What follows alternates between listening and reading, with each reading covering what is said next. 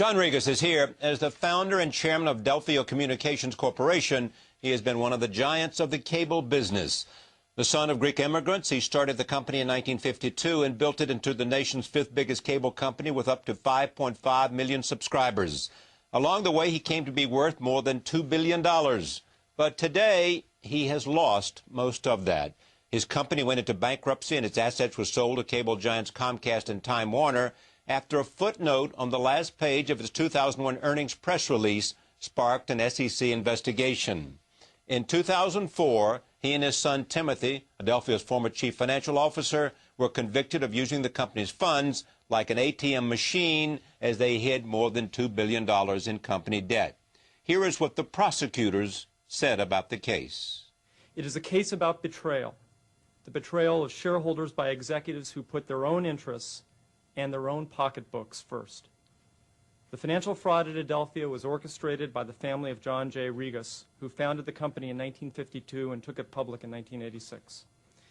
Mr. Rigas and his sons Timothy, Michael, and James, with the assistance of two senior officers, James Brown and Michael Mulcahy, oversaw a massive effort to disguise and distort the company's financial picture and to engage in rampant self-dealing that enriched the Rigases at the expense of the shareholders they were supposed to be serving.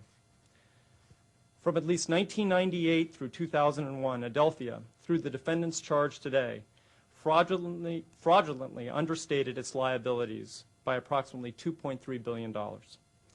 Adelphia overstated its financial performance, including its earnings, exaggerated its operational performance, including total number of cable subscribers and the percentage of its plant that was upgraded, and concealed the rampant self-dealing by the Rigas family, including the expenditure of more than $12 million of Adelphia funds to build a golf course on Rigas-owned land, and the expenditure of more than $242 million in Adelphia funds to pay the Rigas' personal margin calls.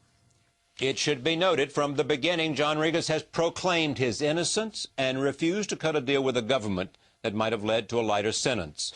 On August 13th, father and son are to report to federal prison to begin serving 15 and 20-year sentences, respectively. At 82, he will enter prison suffering from bladder cancer and a heart ailment. I am pleased to have him at this table to tell his story. He did not testify at his trial. I am pleased to have him here. I welcome you, sir, to this program. Thank you. Nice to be here. Let me just say a couple of things at the beginning. Whether you did everything that your worst enemies say, whether you did some of those things or whether you did none of those things, it is a human tragedy that I'm sure you and the closest people to you recognize where you are today. It is also, your story is an American dream, that a young man can live above a hot dog stand where his Greek immigrant father runs, can start his own business, can build it brick by brick. It can be successful. He can be beloved in his town.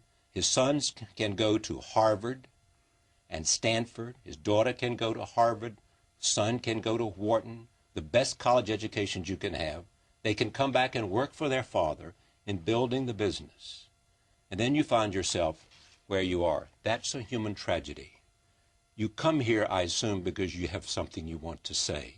And I want to give you an opportunity to talk to us in that context as I raise some of the tough questions people are asking. So tell me what it is that you would like to say to us this evening. Well, I think that what I'd like to say is that it's very difficult and it's just impossible to find the right words to express where I'll be come this Monday. It's frightening, and it's just unbelievable. But what I've come to realize that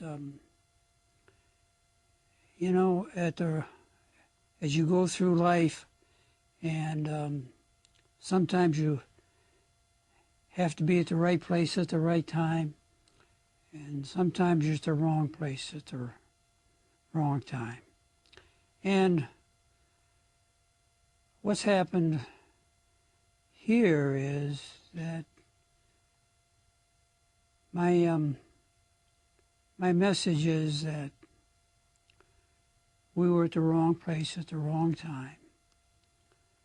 And the company that was built from one customer to two customers, and in the early days we offered 2 channels.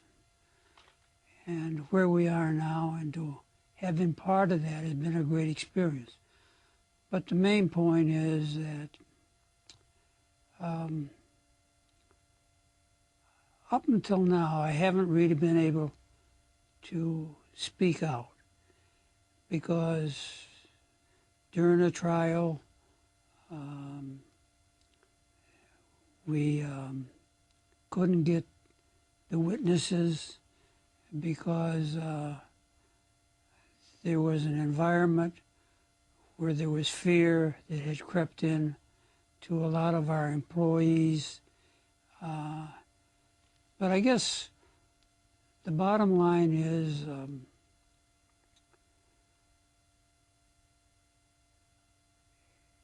that the decision to not plea bargain and compromise, because as I've gone through the business world, you do a lot of compromising. That's not difficult.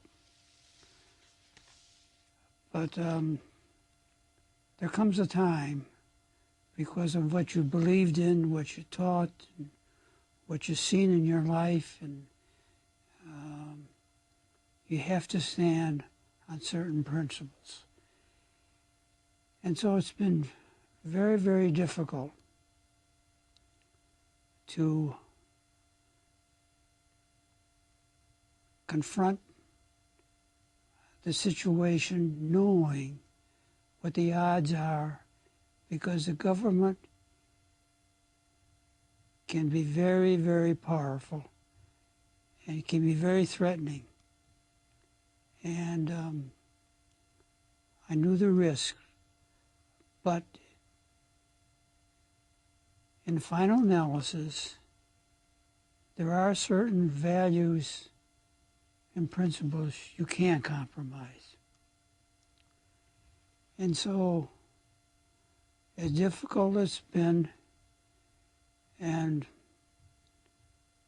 as hard as it's going to be for my son Tim and me and the family, we're going to continue to plead our innocence, fight for it. Ultimately, I hope, and I'm sure it will, the truth will prevail. Maybe not in my lifetime, but at the bottom line is, what is the legacy I want to leave my grandchildren? And the legacy is that I stood for principle, and that I believe in America and democracy and what it stands for. And my parents, being Greek immigrants, believed so much in this country, what it offered. And then I've been in the service, and I watched young men and women sacrifice for integrity.